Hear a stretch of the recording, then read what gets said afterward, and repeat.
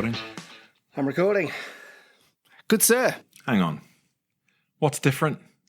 Look what I'm wearing. Checked it out, Chicago. Is that one of the t-shirts I got you? They made it. No, they did? Yes, dude. They arrived. Dude, do you know how close I was to sending you a refund in PayPal like today? I was like, I cannot talk to Andy again after him joking about me not giving him a refund for the t-shirts that never showed up. And you're wearing one. Look at this. Checked out Chicago. So I checked out the postmark on it because I thought, I don't trust this James guy. Like, he probably just sent it last week. It's been sitting in his basement. And he's looked and been like, oh, shit, hang on. I never sent it. You sent it on the 21st of September. I know I did. I told you I sent it, dude. How? I mean, did it get?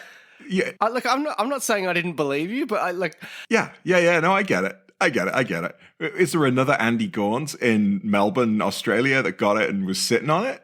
Oh, dude, even if there is, like, he couldn't possibly have the fame I've got. You know what? This tells me one of two things, and it could be both of them.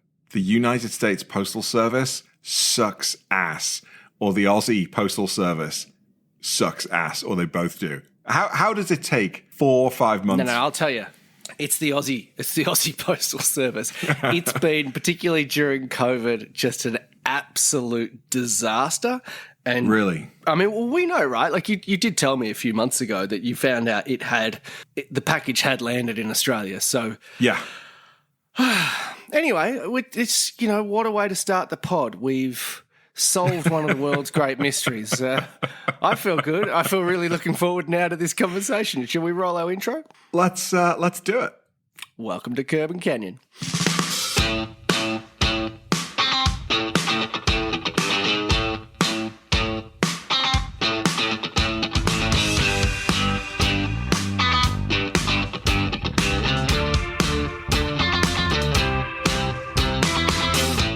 So Andy, I'm very excited for your t-shirt. They all arrived. It wasn't just one that arrived. Yeah, yes, 2, and some stickers, and there was like good checked lad. Out the lanyard. There you go. Yeah, it was like Christmas in my house yesterday. Okay, so if I send you that other Luft t-shirt that I got, it should get to you by Christmas. This September. Yeah, by Christmas. Oh, well, that's awesome. Well, what are we doing today? We got a guest on today. Another exciting guest. Yeah. This, do you know? It's one of the things I love about having these guests on, and even the conversations you and I have, is that we do come across people that. I mean, you've introduced me to our guest today. I've not come across them before, but wow, looking at her socials, I can't wait to meet her. Yeah, I'll be honest with you, I'm a little bit intimidated just because she seems so cool and so nice and so accomplished. Andy, what I'm saying is I need to sort my life out. I do. No, I know. I suspect by the end of this conversation, we are going to feel like the biggest pair of underachievers ever. Well, without further ado, let's get Alex on the pod.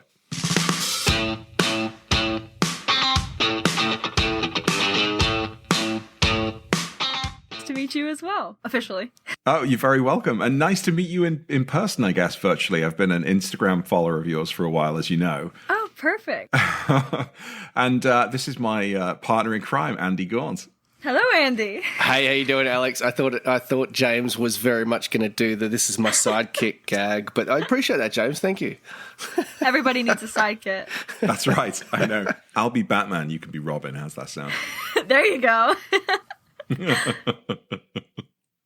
Before we get too far, Alex, you've got some pretty awesome stuff going on behind you. Let's talk about that. Oh, for behind a me. You've got more car and Porsche memorabilia in your room there, your little recording studio there than I have, I think, anywhere in my house, in my garage. Yeah, and that's what you're seeing isn't even half of it. So most of it's over here. There's I can show you. Is here. that right? I don't know how to. Yeah, this is my bedroom. This is my desk. All the Porsche stuff. I'm a big movie person. I'm a big World War II fanatic as well. So I've got a bunch of Old World War II stuff. Got all my little cars here, plane stuff, my fish tank, more World War II postcards, Death Proof poster, of course, my Bierstein collection, more Porsches. There's a little bit of everything everywhere. So, listener, because you couldn't see that, that was just an amazing tour of Alex's room. What a cool space! And I got to say, you know what? A couple of weeks ago, James was talking about my new microphone setup. I thought I had the absolute inside track on cool microphone setups, but look at your. Did you buy that from Elvis? I've actually had this forever. It was a Valentine's Day present to me when I was like 12, maybe. I grew up a musician, so my dad's a musician, I'm a musician, and that's what I did most of my life, so he got me this when I was younger for, like, recording stuff on my laptop and all that jazz. It's so cool, so cool. Yeah. I'm very jealous. I mean, we haven't even really gotten into the cool, quote-unquote, parts of your story. You're more cooler than I will ever be. Oh, my goodness. Well, I appreciate it. So we've got a couple of connections here that we're looking forward to talking about. Of course, Porsche. What I love, I think the first thing, I think I found you first because of Soul Performance Products. Probably, yes. Yeah, and I think either Mike or John was telling me about your car, and I was like, oh, I've got to check out that car. And I saw it online, and it is just the dreamiest 944 race car, the colors, look. I think I then found you on YouTube and saw you racing recently. Maybe, yeah. But I posted. I've never posted in-car footage before, and I just did it the last race I was at. So that was pretty exciting. That was on there. But then you describe yourself as, and forgive me for getting it wrong, but it's essentially Porsches, boats, planes, bratwursts, and muscle cars. A little bit of everything. Yeah, it's all vehicles of most eras. You don't look like you grew up in the 80s, so you're going to have to tell us about, let's start with a little bit of, who you are, what you do, and where you came from. I don't even know where to start, really. Like I said before, I grew up as a musician. My dad and my grandfather are both car people, so I grew up around that. That's probably the essential core to my car obsession, I would say. Or they at least showed me the basis of everything. I grew up around it, so And then I'm a big music person, and then I'm big into the arts as well. So I do fine arts, and I love movies and stuff like that. I like older movies, 80s, 90s movies a lot. I've always loved the aesthetic of the 80s mainly. That's where the 80s cars come from. Yeah, and then I also am into aviation and planes as well. So I did that first, and then I started getting into racing just only about a year and a half ago. So I'm still a baby to the racing world. Oh, you are? Okay. Yes, but my first car when I turned 16 was an 81 Camaro Z28. Oof. So I had an 80s car. Mine was a Ford Fiesta. Who are you? Mine was a Datsun Bluebird. Can you do a little less to make us feel this uncool? If there's a way you can build us up, it's no. But I've always since I had that as my first car of 80s boat. It was an automatic. It's the 350 V8, so it's a heavy cruising boat, and I guess I learned to drive on drum brakes and no ABS, so 80s was just like perfect for me. And then I drove, my grandfather has a few cars, and I was driving some of his 80s cars, some of the Porsches and everything, and then I just kind of stuck with it. Now I have 4 80s cars, so it's just kind of stuck with me 80s wise. So would you consider yourself more of a muscle car person than a Porsche person? Because not at all. Online, no. You could quite easily be, the sort of the Porsche racer of the 2020s. I am Porsche top tier Porsche German all the way. I don't like modern muscle cars. The only muscle cars I like are from the early 80s. So I just the Camaro to me is just kind of like I've had it forever. I could never get rid of it. It's like my my baby. It was my first car, so. So so you've still got that? You still got your first car? I do. Yeah, I have that. So right now I have the race car, the 84 944 SP2 race car, full race car. It's not even close to being a street car in the slightest. Then I got the Camaro, of course, and then I bought a 85 Subaru Brat. So I have that, and then I got a 1980 Saab 900 Turbo. That was my most recent, and then my daily driver is the 987.1 Cayman S. So wow, look at you go! That is epic. Where do you keep them all? My dad's in the construction business, and we have a warehouse that I keep some of them in. So, and then the rest of them they're in the driveway. Well, actually, two of them are at shops right now. So I'm keeping the mechanics as storage. I had a picture of this single-family home somewhere in Pennsylvania with like 8 cars on the front lawn and no grass. Yep. Grass growing up around them, and other than the grass, that's pretty much my family at the moment. So. Do your neighbors just see you drive by and be like, "Wait, what's she driving?" Yeah, pretty much. We have neighbors down the street who are also car people, and they're always like, "Well, where?" Like when I bought the Brat, they're like, "Where did this thing come from?" Like it's just never ending, and people drive by all the time, and always like, "Yeah, wow, you got a very interesting driveway." So it's because between me and my dad. I mean, my dad has he daily drives a G-Body 911. I think it's don't know the exact year off the top of my head. So he's that here guards red. So that stands out too. And good work, Dad. Old Mercedes as well. And so it's a very random little pack of children in the driveway. So which one was your first Porsche? I actually got the Cayman and the race car in the same week. No way. So Cayman came first, technically. So the Cayman was my first Porsche. And so then the 944, had you done some track days in something else and said, this is what I'm going to do? Yeah, I did track days in an Audi a few times, but it was a newer Audi. It wasn't really. It's a street car. It's not for the track. So then I did the Cayman. Yeah. I was tracking the Cayman for a little while and then decided to buy a race car. So I bought that. And I wanted to do PCA because my dad raced a Spec Boxer. And I knew of PCA. It was the biggest thing I was, in contact with. I did a bunch of PCA track days and everything. So I knew all the guys there.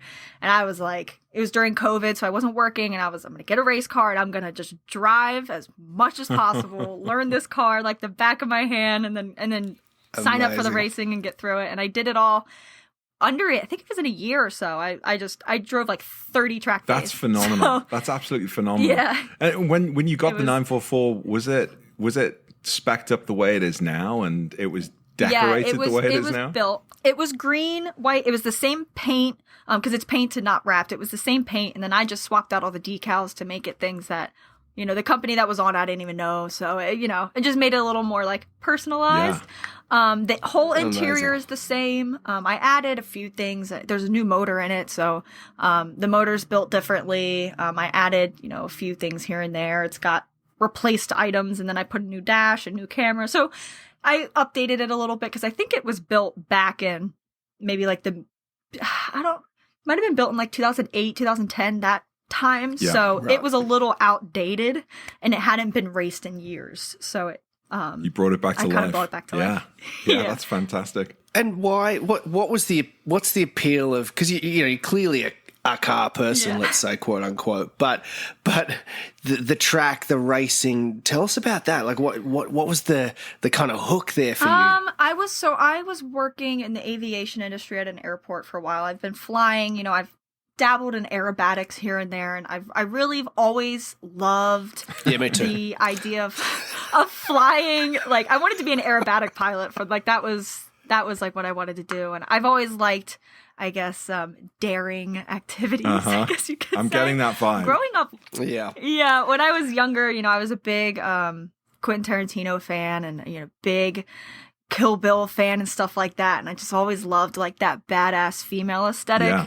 Always, and I've always kind of looked up to that. That was always like my thing to look up to. And when I was younger, I actually talked about how I wanted to be a NASCAR driver. And I don't know, I think that was the only racing I knew as a kid, but I don't want to be a NASCAR driver now, but I'm doing what I can. So, and then with the 944, with PCA, there's so many car options, but for me, I think 944 just made the most sense, and it was definitely the most affordable option as well for me, because I could have done spec Boxster, but I just like the more raw 944 with, manual steering, no ABS. It's you in the car. There's nothing helping you. So I love that. Yeah. So it's a good time though. But I've always been into the idea of racing and all that kind of stuff. Well, that in-car footage just was insane. It looked really intense. Thanks. I mean, I've seen my friends do track days. I haven't really done it myself, apart from the little track around Porsche Experience Center. Yeah. And that was just kind of pleasant corners, and I'm gonna speed up here, but that looked pretty full on. And it was you could almost feel the road hitting the camera. For sure. That was my first time at Sebring. So that the video footage you've seen, it wasn't perfect. I wasn't going to the fastest of the abilities. It was my first time there. It was the first race of the season, so I hadn't driven in months, and the car had a bunch of new stuff on it. So it wasn't like the most perfect weekend for me, but it was a blast. I'd never been to Sebring, and that track is so bumpy and rough on the car. And the 944 is already, since the manual steering, like your arms, it's a full workout, and it's already hard to keep a hold of and fight. And then on top of that, with all the bumps at the track, that it was a cool experience. But yes, it was rough on the arms for sure. What's that learning experience? Because you say that you're still a baby in this racing world, a rookie. Yeah, that's better. I like rookie better actually. But yeah, what's that been like? It must be nerve wracking. It must be. Yeah, tell us about that. So when I started, I had a friend. I'm a very social person. So when I was doing the track days, I kind of got to know everybody. So I already knew most of I had a very close-knit group in the PCA, so I already knew everybody. And everybody was very supportive. At the moment that I know of, I'm the youngest PCA racer I know for sure all the races I've been to, I'm the youngest, especially female. There's a few older ladies that race as well, but they're not around it. There's maybe 2 or 3 other ones that I know of. But I am definitely the youngest that I know of at the moment.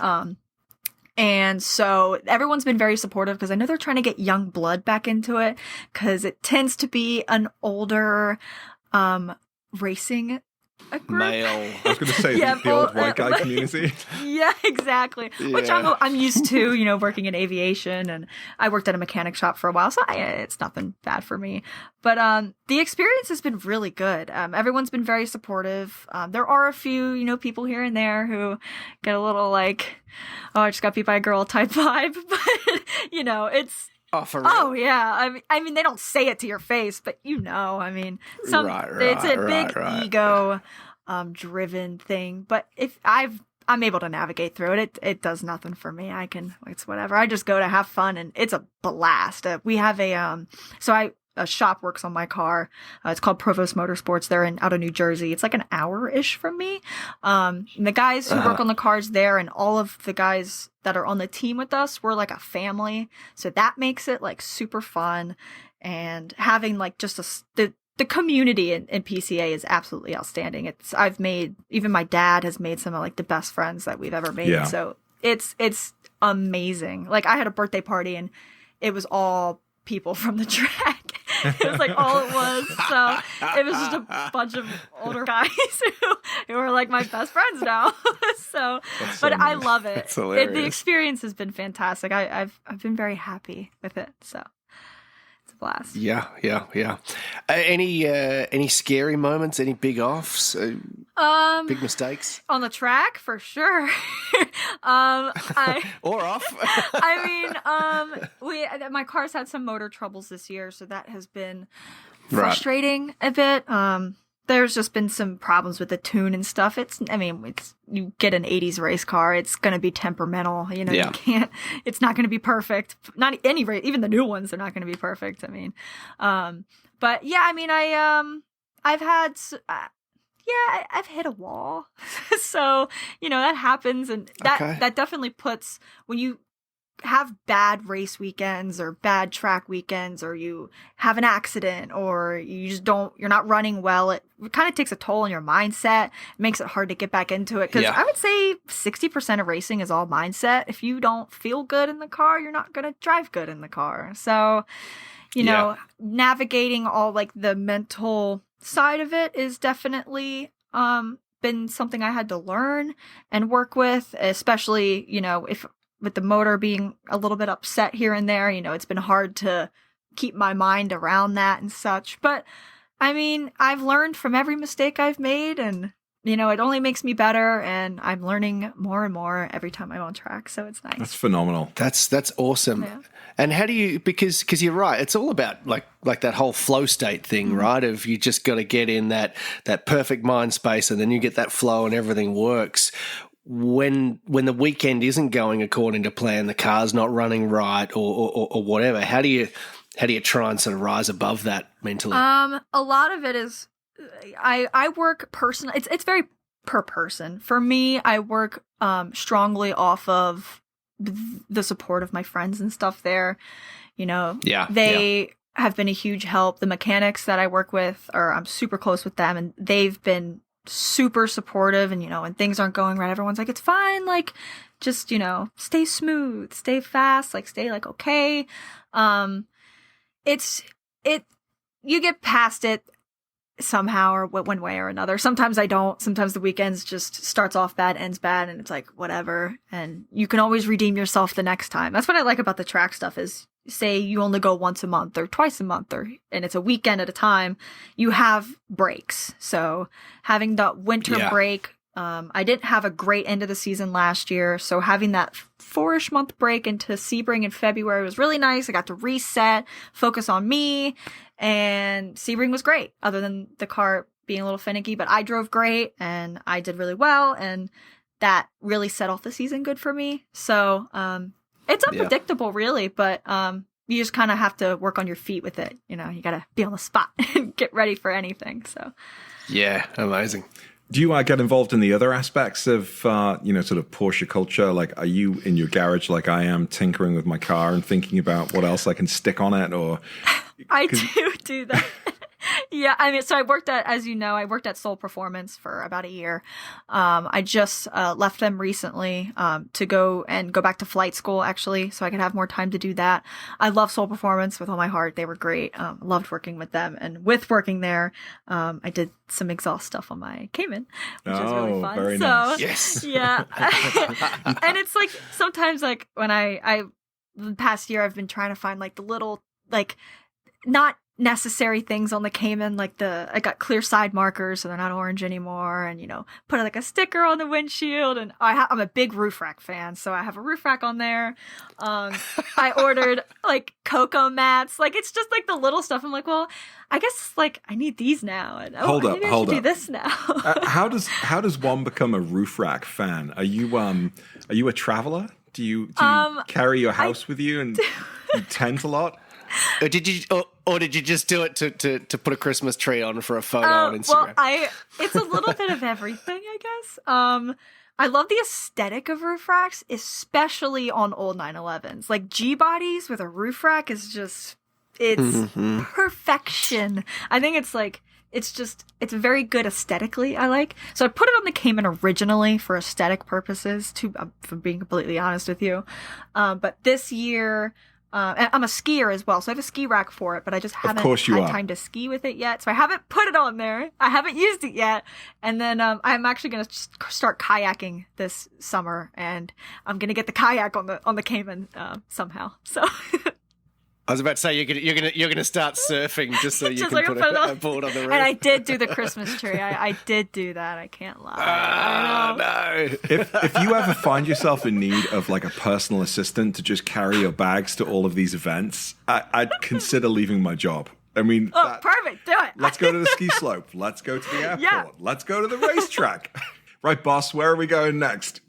It's funny, isn't it? Because you want to ask the question, what do you do for fun? It's like, everything you do. I try to do that. Both of my parents have been super supportive as a kid. They kind of, if I brought up a random new hobby, they'd support it no matter how weird or random it was. Yeah, and I did cool. online school throughout high school and half of middle school, so I had a lot of free time. I did all my schooling online, so I had time to work early. I love working, so I started working early. I was traveling by myself a lot in high school, so I got a lot of experience that way and learned a lot of things. And I like to live life where it's fun all the time.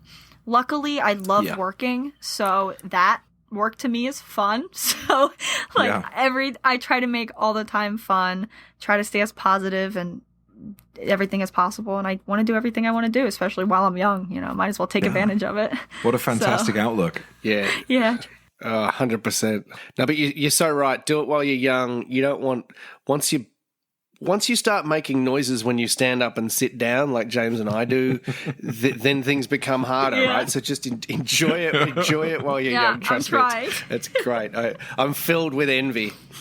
Does tracking have a physical toll on you? I mean, seeing that video footage from Sebring, I would imagine that my shoulders and my arms, especially in a car without any sort of electronic or power assisting, that you got to get out of there and feel like you've been beaten up a little bit. Yeah, after a race weekend, especially Sebring, because we drove down to Sebring from Pennsylvania, which was 2 days, and with that, sitting in the car all the time on top of racing, this past week I've been hurting a little bit. Oh, no. But I actually, when I crashed back in, I guess, year and a half or so ago, I hurt my left ankle, so that gets flared up here and there. But I'm out of shape to begin with, so that really doesn't help. I don't work out. I'm trying to again, but if I were in better shape, it probably wouldn't kill me as much. Okay.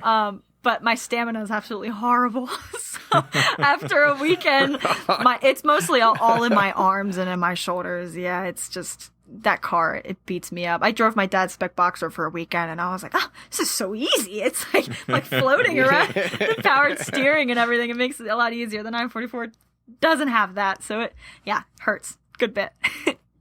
That crash you had where you put it into the wall. You happy talking about that? What happened, and what was the feeling like when you thought, okay, I'm going in here? Yeah, it was the first week I had the car, so it was just all my fault. I was trying to learn the car. I was pushing a little too hard, and I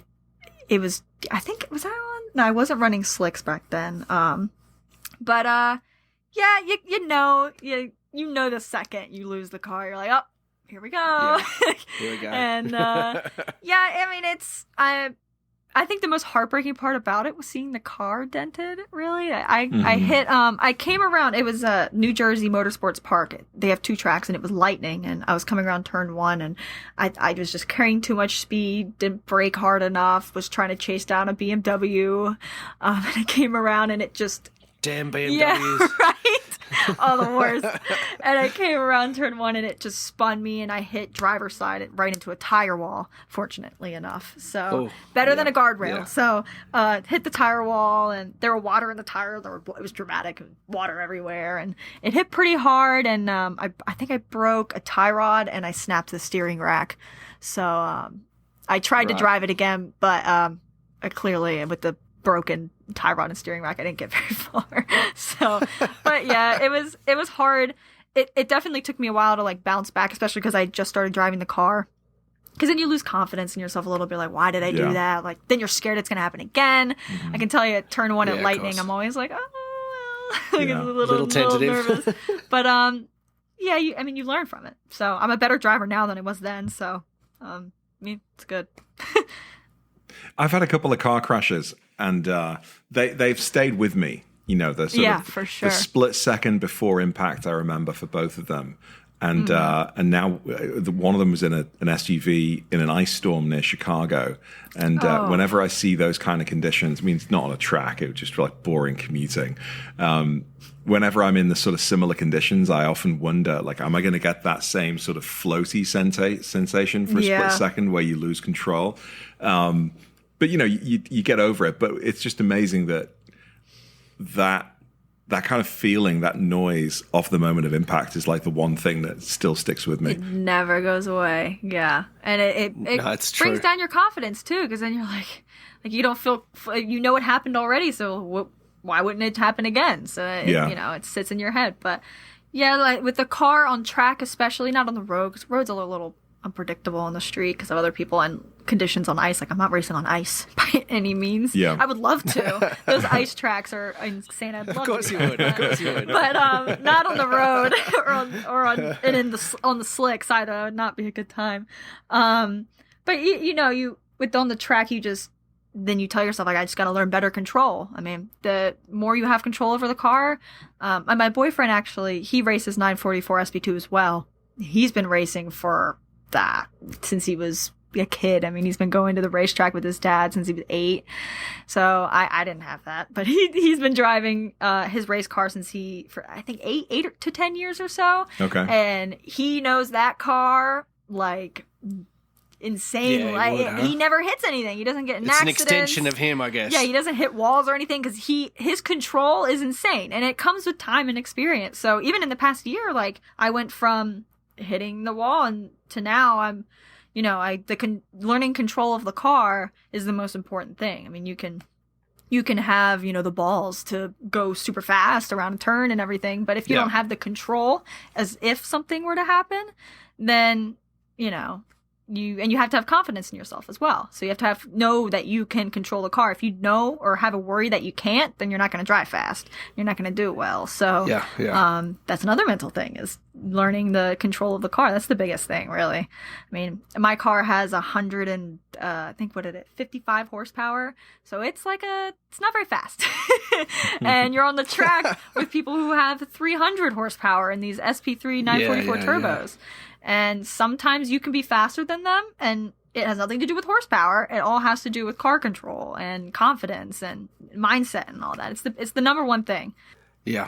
And is your boyfriend, he's racing the same category as you? Yes. He beats me. Right on. Has it ever, right, yeah. Okay. But that's all right. It's okay. Someday you're going to beat him someday. I mean, I'm mostly second place with him. I'm right behind him, which is nice because it's like me and him together. But yeah, there is that little thing where I'm like, I want to beat him so bad, but I'm not there yet. Just nudge him out of the way. Just give him that little quarter panel tap. He's so fast. He's crazy. No, you just gotta go Max Verstappen on him. Just dive down the inside. just yeah. Hopefully he doesn't rear end me or anything. But no, he's really fast, and it's fun working with him. And he teaches me a lot, and he shows me a lot because he's been doing it way longer than me. So I'm hoping one day I'll get up there, and that's pretty much awesome. My goal, is to get up there with him. He's a big what's the word I'm looking for? Push for me to, motivation to get to where he is. But it takes time. It's not going to happen overnight. So I got to learn the car as much as I can, just like how he did. So I'm getting fantastic. there. And there is a SP2 class, which is, they're all NA 944s.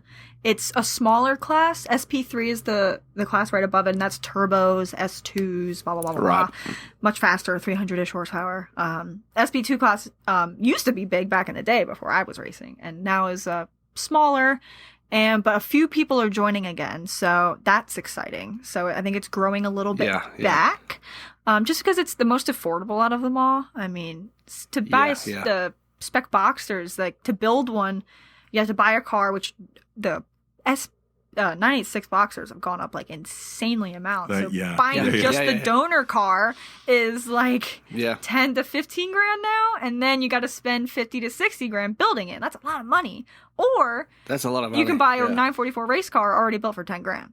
It's like it's kind of like why not? So I think people are realizing that again, and 944 is it's slowly growing back. I think. We went from having 3 cars to 7. So that's something. Hey, we're getting there. So cool that you do it. That you and your boyfriend are able to do this together. Yeah. Yeah, I think that's a really cool thing, to be able to, go to these events, spend your weekend doing something that you both love. Yeah. I think that's awesome. And you know what? I mean, in terms of you beating him, at least you can say, He hasn't been on the Curb and Canyon podcast. Like, we don't even know this dude's name. So you've He's got absolutely nothing on beat me. him. Yeah, that's it. So, shout out to him, but you beat him here. Yeah. So well done. Sweet. That's all that matters. So, Alex, what advice would you have? I guess it's a two-part question. One, just for people in general who have been thinking about tracking, have been thinking about racing, but also, I guess, more specifically, the female community, which is, it exists and it's huge actually out there for Porsche. But it's maybe a little underrepresented. And now being a new dad, and I have a daughter, this gives me hope. I'm hoping that she's going to follow me to the track if I ever start tracking, or at least help me, finally fix my goddamn 996 in the garage. Follow me to the track. You got to go to the track to start. Well, no, exactly. That's what I'm saying. At least help me. At least help me fix my 996. Yeah. For people who want to get into racing, I highly recommend it. I think racing in general, non-pro racing isn't as known as it should be. I think anybody, like when I tell people, I race cars, they're like, are you a NASCAR driver? No. But there's other forms of, so F1, I'm like, not quite. like people just don't know that there's not just F1 and NASCAR. Like it's not a known thing. I mean, there's IMSA, but IMSA's not even that popular to the general public. No. So I think that there's a lot of car people I know who, they get like Volkswagens and BMWs and they soup them up crazy for the road. 80% of the time, it doesn't even make sense what they do to the car for the road and everything. I'm like, well, why don't you track it? They're like, what are you talking about? I'm like, you can put your car on a racetrack. They're like, really? It's like, yeah. I mean, it's expensive, but you can. It is doable. And I think people don't know about that. I think a great entryway in racing in America, that is Lemons Racing. It's I think all you have to have is a driver's license and a race car. There's a price limit, so they're cheap cars and everyone just goes out and you're racing car to car. So you're still racing. It's a good step in. And then there's AER, American Endurance Racing, which I think is also a great stepping stone in it. Mm-hmm. And just track days. I think if people just go to track days and you, even as just a normal street driver, if you're not looking to race, track days are great because you learn your car so much. Like even if you just have a daily driver, especially like 987.2s or 997s or just any Porsche in general, just take it to the track, learn the car. I mean, that's what they're meant for. Yeah. So like you will find and learn so many things about your car just by one track day, just alone. Even if you're in like the novice group, just going slow, like you will learn a lot. Do you hear that, James? I hope you're listening, my friend. That's what the phrase was. That's what they're meant for. For sure. I heard that. I didn't take it personally, but my ribs are hurting a little bit because I felt like that was some kind of a jab. No, I tell everybody. Like all my younger friends, I used to work at mechanic shops, and I even told them, like, I brought like some friends from there, like, bring your car to the track. Like, you're really into cars, like full blown, and your car's set up. People set up track cars for street cars and don't even know that they're track cars at that point. So you might as well take it to the track, if you can. But what about for the person who's nervous about going to the track? There is it can be a confronting kind of a moment for someone like James, for example. How do you overcome that sort of? I don't know. What would you say to someone who perhaps felt nervous that, either they're going to bend their car or that, the environment with other cars coming past them, they're going to feel as though, because these, believe it or not, when I've done track days, I've always felt like this and always felt that I'm holding other people up and I don't want to get in people's way. And it can be intimidating, right? So since I only started doing this recently, I was in that boat not long ago. So it's safe. I don't know how every track is set up, but my home track is New Jersey Motorsports Park in Millville, New Jersey. It's about an hour and a half away from Philadelphia. And they have it set up where there's a novice group, there's an intermediate group, an advanced group, and a novice, you're behind a pace car, you're with an instructor. So you have someone there to make sure you're not going to go crazy and run into a wall, and you're not going to have to deal with that. And so I think they work it out well with stepping stones. You just have to know where you're at, where your limits are. Like, don't try to, because some people come and they're like, I'm fast. Like, I'm a fast driver. I'm like, that's what you think. You've never been on the track before. Like, just go out, listen to the instructors, listen to yourself, listen to the car, and just don't worry about everybody else around you. Like, if they're getting held up, it's not your problem. That's their problem. Maybe they'll learn something from being held up. I mean, and most of the time in the novice group, if someone's being held up, then they'll move everybody around where they need to go. So I just think it is difficult, especially having the anxiety of thinking outside the car, what's happening around you, who are the people, who's watching me from the stands. That took me a while to get used to, of being like driving around the track and I'm like, I know my people, my friends, my family who are watching me from the stands. Like, I don't want to do anything stupid in front of them, and like stuff like that, like always got in my head. And it's just learning to just cancel it all out and focus on yourself, focus on your breathing, focus on just driving and just keeping yourself safe and being the best driver you can be. It's hard. It's not easy. And at first it will be difficult, and it takes time. It's a skill.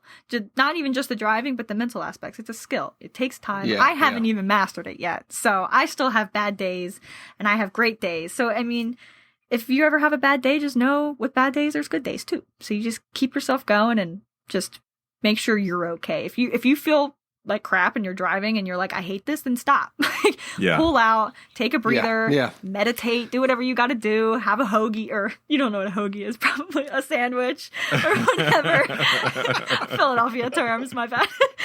And just like, just take care of yourself. And if you're okay and you're driving okay, then you will drive okay. So, it's a skill. You'll learn, and the best way to learn is experience. So keep going, keep trying, try new things with the car, drive with different instructors, drive without an instructor. You work on it. It's like any other thing. It's like flying an airplane. They're not gonna let you fly an airplane by yourself for the first time with like, a bad thing. And no. Oh, come on. So I mean, like oh, dude. There's everything. You're not gonna. The first time you play basketball, you're not gonna play with Michael Jordan. Like you just had there's me. Time. Really? You had me so excited then for a second. God. Because there goes James's dream of becoming Maverick. You see, I'm the guy who wants to just get on the track and drive. So I'm also the guy that I guess wants to jump in the plane and fly. But are you saying I can't do that? All right. No, I'm the same way. When I first started going to DEs, I was like, I don't want to be in green. I want to be in advanced. I want to go fast. But then you realize, oh, maybe I'm not that fast yet. Just because the car is fast doesn't mean you're fast. And it just, and it takes time. And if sometimes, like, especially the first few times you go to the track and you're a novice, you're super excited and all you want to do is get out of it and keep going. But you gotta understand that there's steps, and there's, you can't just go from preschool to high school within a weekend. You gotta go through every grade to get there. And it's work. Like, that's why the reason I was able to do it within a year was just because I went often. I went 30 times within a year and a half, had 30 track days. I just was like, I'm going to drive until I feel like I can race. And I got there and I'm racing, and there's some people I know who try to jump into racing too early, and they don't, and then it's too stressful. If you jump into racing without having the experience you need, talk about anxiety. When people are this close to you and they're not passing without a point by, it's a whole different game, Wow. So, you definitely got to know yourself. Well, you got me excited, Alex. I want to get out tracking. I've got to fix my car first. It doesn't yet drive on the road, but it will. Well, thank you. Belief in me, Andy. Did you hear that? Do you hear that? There's belief. Yeah. No. All I hear is excuses, man. All I hear is excuses. I've got to replace the engine, and I painted it so it looks nice, but it actually needs some working parts. It looks really fun. My dad always says, like, the Brat, for example, is not the best condition. It's a bit of a project car. And I was like, I ordered floor mats for it. And Dad's always says that it's putting lipstick on a pig. He's like, That's my approach. He's like, you're just putting lipstick on a pig. I'm like, but I want nice floor mats. He's like, it barely runs. I'm like, so? That's my approach. Yeah. Or like we say, polishing it too. Yeah, exactly. Exactly. So, Alex, it's been really great having you on the podcast. Yes, thank you for having me. Thank you so much for joining us and sharing your enthusiasm about all of these amazing things that you do. I think the X in your name should be X Games or some other derivative. If people want to follow you, I know you have a public Instagram profile, which is Alex Farragut. You can follow your racing endeavors and all of the fun things you do. Any sort of closing thoughts for our listeners? Stay fast, always. I like it. Yeah. And and if anybody ever wants to ask me questions, or if they need help, if they live in the Pennsylvania area, I instruct with PCA and I instruct at the track as well. If anybody needs help or has any questions, I'm always here. And I love getting, especially younger people, I love getting them into it. I love of all ages, but we want more young people in it as well. So, yeah, for sure. But I'm all, if anyone ever has any questions, I'm free. Facebook, I have a Facebook as well. It's also my name, which is Alex Farragut. And you can find me really anywhere under that. The only thing I use is Facebook and Instagram. And I post on YouTube slightly, not much. Most of that will just be put on Facebook, though. Yeah. So yeah. I want to acknowledge you, Alex, for a great conversation. Your passion and enthusiasm for everything you do, and you think these things through as well. It's been a brilliant conversation. So thank you so much. Of course, thanks for having me. I've never done this before, so this is fun. Neither have we. I don't believe you.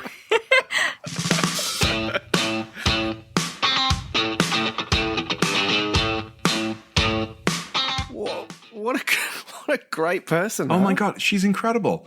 I mean, she's like fun and daring and confident and intelligent, and she puts all of that into everything she does.